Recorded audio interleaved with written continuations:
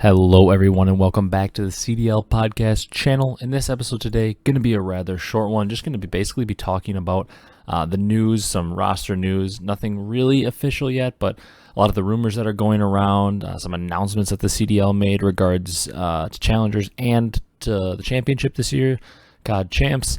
So just going to get into that, going to be a rather short episode as we kind of rear up and get all ready to go for Major 4, our final major of the year. If you guys are on YouTube and you enjoy this one, be sure to leave a like, comment, and subscribe. We're approaching that 500 subscriber mark. It's a huge milestone. It would be awesome to hit it sometime soon. I really appreciate all the support. We've had a lot of new commenters recently, and you guys are really just showing love out there. I appreciate that. If you're on the audio platforms, if you want to drop a follow and a 5-star review on there, I would really appreciate that as well. As always, I know I always say that in every episode, but seriously, the support and you guys commenting and just offering feedback and kind of talking through COD with me is just something I really enjoy, and I can't say it enough. So thank you guys for the support. Like I said, gonna just do more of a shorter episode, maybe a 20-minute or less. Hopefully, I always say that and I go way too long, but maybe a 20-minute or less episode talking about news. I know I said in the last episode, we're maybe gonna do like a player tier list, but now with all the rumors and like rosters not being set, I thought maybe if I did it in the middle of the week next week, with the next set of matches coming up relatively soon, within like a week and a half, I thought maybe the rosters would be like officially announced or like pretty much official, but still kind of in a limbo. So I want to do the player tier list still. I still would like to do it ahead of Major 4 and then maybe do one after Major 4 as well. But I think we're going to try to wait till next week, and hopefully we can do it next week, but I don't want to make one with all the players in limbo because like there are plenty of players that are being rumored to be joining teams, but not official. And like if I take the players off that are supposed to be getting benched and they don't end up getting benched, it just becomes a mess, and like our player tier list heading into Major 4 might not even have all the players that are active. So I want to wait till the rosters are officially set to do that, if you guys are okay with that. But let's just jump right into the news now. The first thing, talking about rosters, the one like official, we know it's announced thing is Gizmo back in for the Ravens.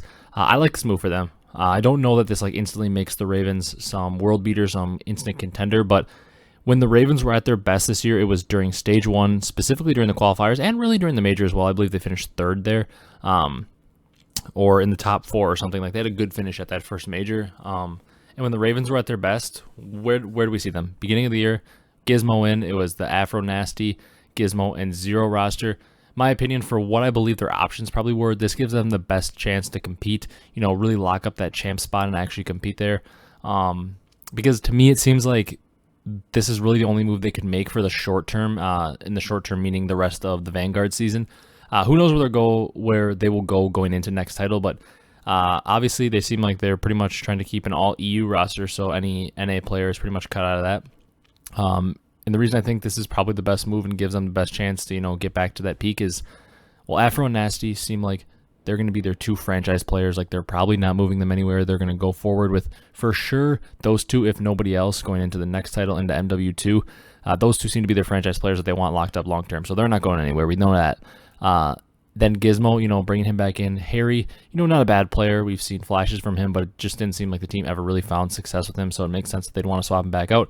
At one point during those Stage 1 qualifiers, Gizmo was the 2nd KD in the league behind Cellium, who has arguably been the best player for a major portion of this year. So Gizmo was frying. We know what he's capable of. And then Zero, I believe that, technically, maybe going into next year, they can make a move with Zero.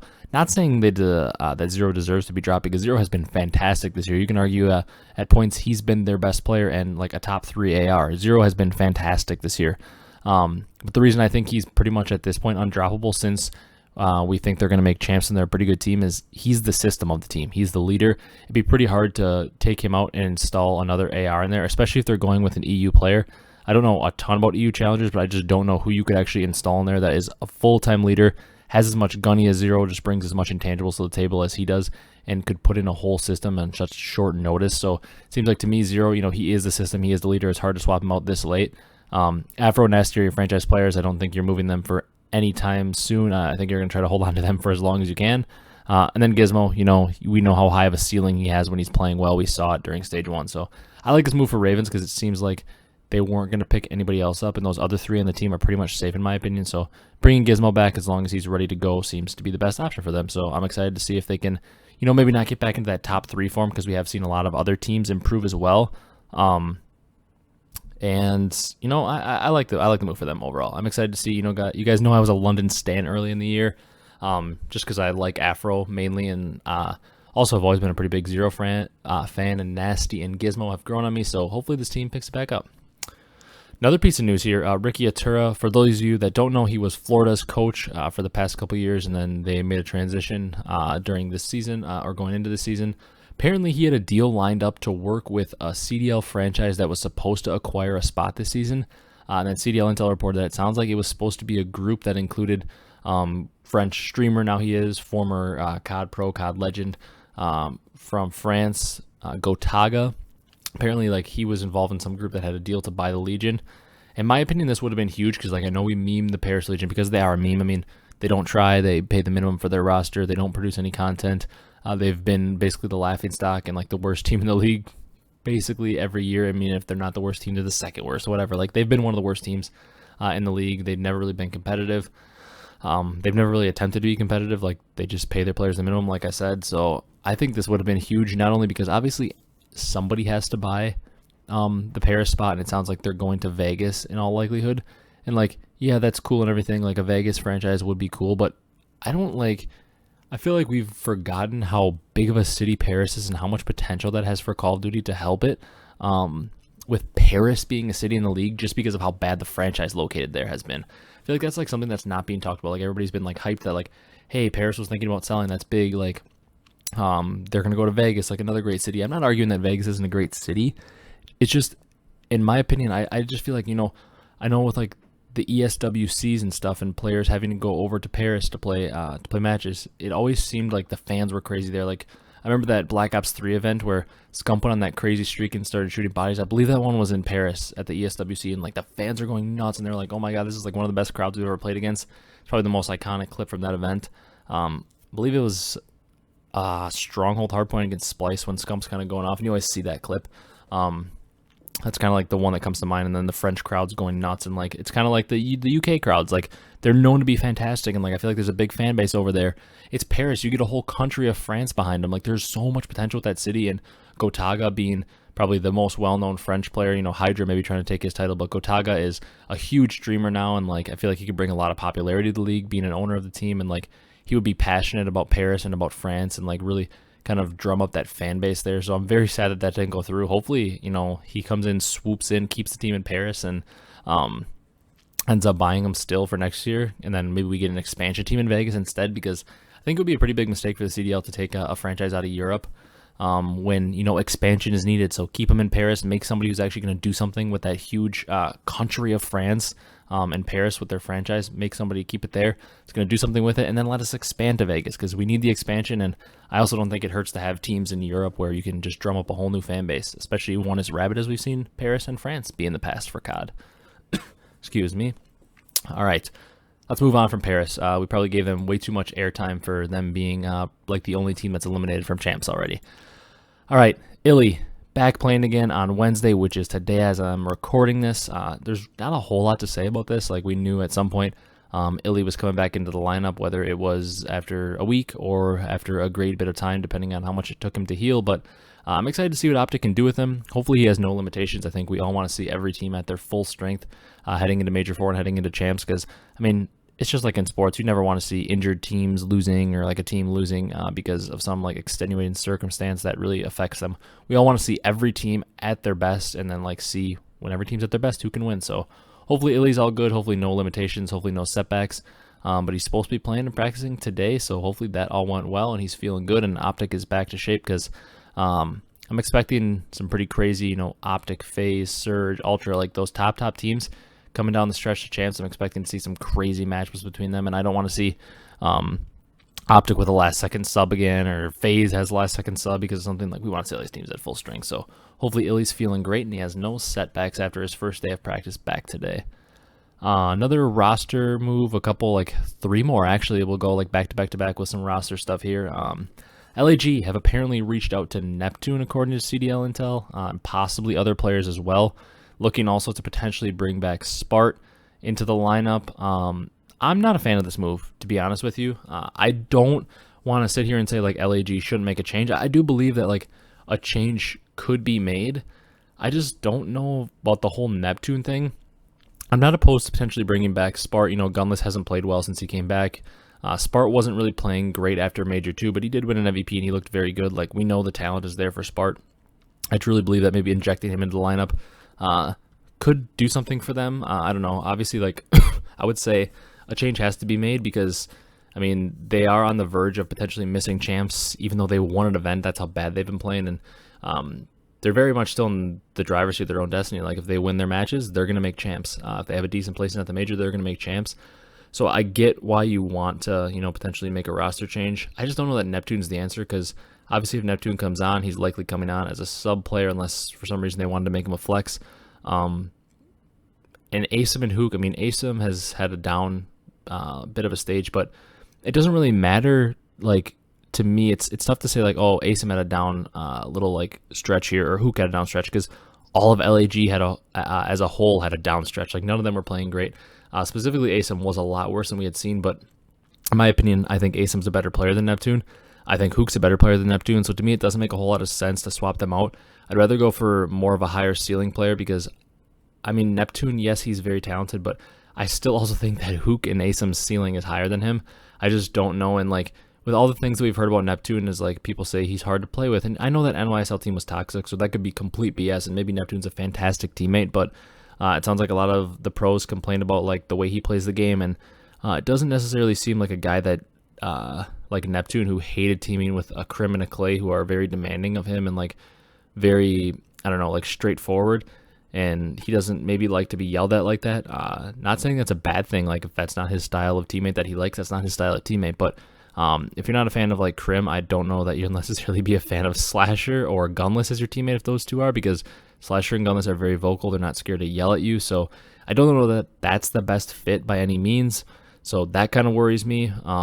Like I said, I don't mind bringing Spart back in, and I don't think the answer is necessarily bringing Spart back in and just having him go back with Slasher, Hook, and Asim, because at the same time, like, we saw that roster post Major 2 and they looked horrible. So I guess I'm not really sure what the answer is here, because I could see them, maybe bringing in a sub for Hook or for Asim, because, the sub duo has been struggling. It's hard to bring out Slasher because, once again, he's kind of your system. But I don't know where you go from here, because I don't know enough about maybe the top challengers players. Like, I guess, is there a Scrappy you could bring in to try to, breathe some life into this team, but then you've got to go through Ultra and make a move with them and pay them out. So it's a weird situation. I'm just not necessarily a fan of the Neptune play, because I just don't see, even if he's slightly better than like a Asim or a Hook in this title, which we saw him look horrible on New York, even if he is slightly better, I just don't think he's some huge upgrade that instantly makes them have a big improvement or a big jump in their performance. So not really a fan of this, but I do believe LAG probably has to do something in order to change up their team. Another potential roster change happening with Florida. Apparently, as long as Rocker and Florida can finalize a deal, Major Maniac to Florida is still likely, according to CDL Intel. Neptune is also being trialed here. Would most likely be a Dave Patty and Vivid out, and then a Major Maniac and Neptune swap in. This is another one that is just like so odd to me. I figured if Florida was finally going to make a roster change, they would slide Skies to the main AR, Wake to the flex, keep Vivid in at sub, and then slide in another actual sub machine gun player to go with Vivid, because we know, Awakening is a little bit more of a slower, more of a bait player. He baits his teammates a little more. He plays for kills. He puts up big stats, but maybe he isn't like bringing the pace, which as a second sub isn't the worst thing. Like, there's a lot of subs that have made a strong career out of doing that. The problem is they make a strong career with maybe a little bit of another slower sub with them that isn't like lightning fast. And Vivid has no stop button. He is like the fastest sub there is, or one of the fastest subs. So that paired with like the slowest sub just doesn't go well. And I honestly figured if they're making a roster change, it would be something like, like I said, Skies slides up to the AR, Wake slides in, and they get a fast sub to go with Vivid. Neptune, I guess I wouldn't hate Neptune if he was playing with Vivid as more of like the Slayer sub, and then you were going to slide Skies and Wake back. I wouldn't hate that, actually. Like, I know I just said I wouldn't like Neptune on LAG, but that was because I don't know that he's better than either sub. But on this team, they only have one sub player. Like, I don't care what you guys say if like Wake's been using a sub this year. He's not a true sub player. That's not his natural role. I would love to see Vivid stay on this roster. Like, I know Vivid's stats look bad, but that's because he's being left on an island trying to run out and be an entry guy and like move forward. Well, like, he's pushing a hill, and it's like, wow, the rest of my 3 teammates are sitting at a heady. Like, they provide no pace. Skies has been trying, and Skies has been actually very fantastic this year, but Dave Patty has been so slow. I guess if there's one thing I can make out of this, I don't know that this change makes Florida like a world beater or great if it does happen, although I could see it technically improving them in a weird way. Like, I know I just ragged on it, but I could see a way that in terms of their results, it slightly improves them. I don't think it'll make a difference in the end because I don't think it makes them a contender, but I would say I think Major Maniac, while he is known for being a slow AR, I do think he knows how to pace himself with his team better than Dave Patty would, and I think he would still get in a little more engagements, play a little faster. I think he's a better search and destroy player, and he's also icy. We know Major Maniac just finds ways to win. So I guess subbing him in for Dave Patty to me would be an improvement. I don't know necessarily that Neptune is an improvement over Vivid, because I do think Vivid's a very good player and has been very undervalued this year because his stats look pretty bad on paper, but you know how tough his role is. Anybody that knows COD knows how tough of a role Vivid is playing, being one of the fastest subs in the league, playing with probably the slowest team around him of any team. So everybody knows how tough that is.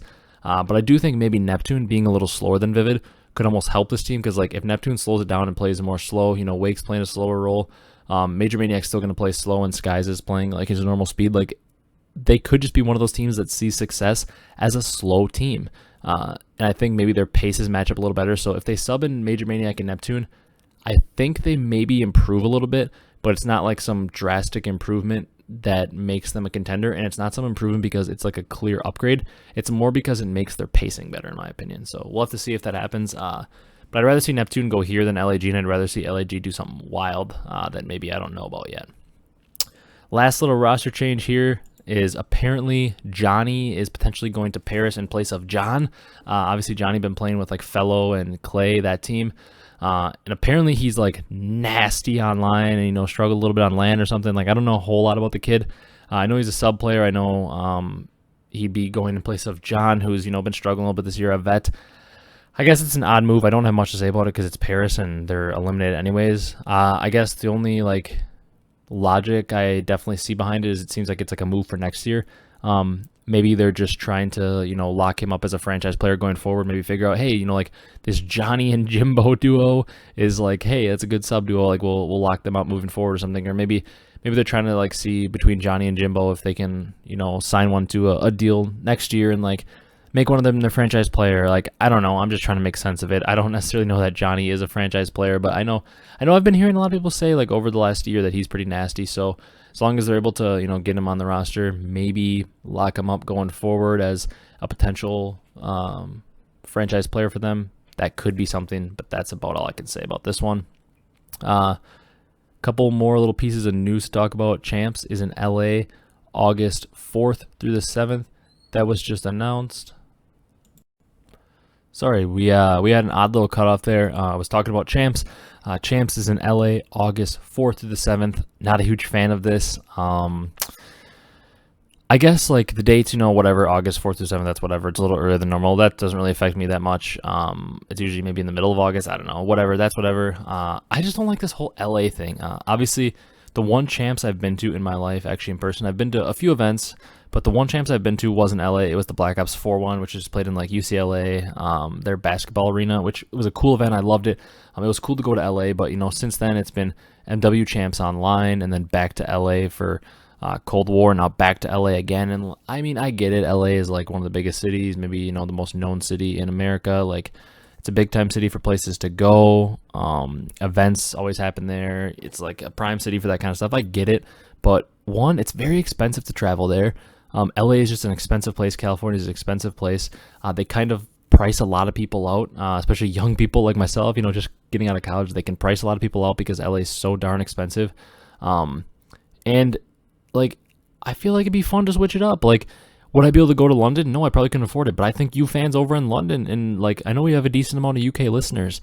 I would love for you guys to have a Champs because, first of all, let's be honest, even as an NA guy, I know your crowds are crazy. They go nuts. They're amazing. It'd be cool to have a Champs in London, somewhere in the UK, somewhere in Europe. It'd be cool to be over there. I get, maybe they'd have to announce that a lot earlier because in terms of travel plans, but that's whatever. They can just announce it earlier. I also don't get this whole secrecy of having to wait to announce it. I hate that. I hate that it's June 15th. I'm looking right now, and I just learned that in a month and a half, this is where the champs location is. Like, in order to plan a trip out or like something like that, like if I'm like making a trip across the country or making a trip somewhere, like sometimes you got to know more than a month and a half in advance, you know, cheaper flights and like easier to like book a room somewhere, and like you get a little more time to plan it out with your friends, and like everybody can make sure they're free that on that time. Like, I don't like this whole like, let's keep it secret until a month before and then we'll announce it, and like it's going to be in LA every year. Like, I don't want to plan for LA and all of a sudden they switch it or something. So like, I wish, first of all, they got to announce it earlier. I think every year it should move to a new location. I think majority of them should probably be in the US, just because, I don't know, with the way events work, that's technically how it is. But I feel like every once in a while we should throw it over to the UK for champs, because they would be great with the champs fan base and everything. So champs is August 4th through the 7th in LA. Like I said, not a fan of this. I believe they just need to start moving it around. Like, give other fans in other regions of the US a chance to get there. Because like, if you're somebody that's more in like the East Coast, in like the New York area or anywhere over there on the East Coast, like it's gonna be tough. You have to go cross country and pay for an expensive plane ticket to get over there and watch. Like, throw it in Chicago sometimes, throw it in Dallas sometimes, throw it in New York sometimes. Like, move it around a little bit. I think it would be greatly enjoyed. Throw it in Atlanta. Like, go to the cities. Like, move it around. Don't just go to LA every time. All right, now that little rant's over. Challenger champs also in the same location. The top 4 teams in points overall in the standings auto qualify, and then one team from each region in an online qualifier does as well. So NA, APAC, EU, and then the Latin America region. I don't know if this is bait or whatever, but like Doug was like taking my team. I talked to Yanette, his ex-girlfriend, and he's moving into a house or her house so they can play in Latin America with his team and try to qualify from there because he thinks it'll be easier or something. I was like, that's wild. It's kind of weird that only like 8 teams are going to be there, and you can basically just form a team to make yourself have the highest points in order to like guarantee yourself a spot at champs. Seems very odd to me. I don't know what's going on with challengers. It seems like they keep screwing it up. But yeah, challenger champs, same location, only 8 teams. Seems a little odd, but hopefully we can keep improving challenger events going forward. I don't even know what to say about this. This is very, very odd to me. And like I said, last thing I wanted to do, I have a little note here, is I want to do the player tier list. Want to make sure I mention that again if you got to this point in the video. I want to do the player tier list. It's just with the way the rosters are shaking out right now, and you know, things just being in limbo and us not knowing exactly what they are, I don't want to like throw random players in for my major 4 rankings that don't end up playing, or players that we think are going to play and then they also don't end up playing. So hopefully by this time next week, you know, middle of next week, we have potentially the roster's fully announced, and I can do a little double podcast, double episode week where we do a player tier list for one and then do our predictions for the major, or excuse me, not for the major, for the first week of matches for Major 4 in an episode next week. So maybe split it up into 2, maybe do one pretty lengthy episode. Comment down below what you guys would want. That's going to do for this one though. Like I said, just news and like roster mania kind of stuff to talk about. I hope you guys enjoyed. If you're on YouTube, like I said earlier, please be sure to leave a like, comment, and subscribe. We're climbing to 500. Maybe we'll do something special for 500. If you guys can help get us there, I greatly appreciate it. If you're on the audio platforms and you're listening there, be sure to drop a follow, drop a 5-star review if you're able. I greatly appreciate the support. Like I said, it means the world to me. I've greatly enjoyed making these podcasts. It's been a fun time, and I love doing it. So we're going to keep on the grind and keep going. I'll see you guys next week for another episode. Like I said, potentially the player tier list if they can freaking announce all these teams and give us the official rosters, but for sure predictions for the matches for the first week of Major 4. So thank you guys so much for watching, and I will see you in the next one.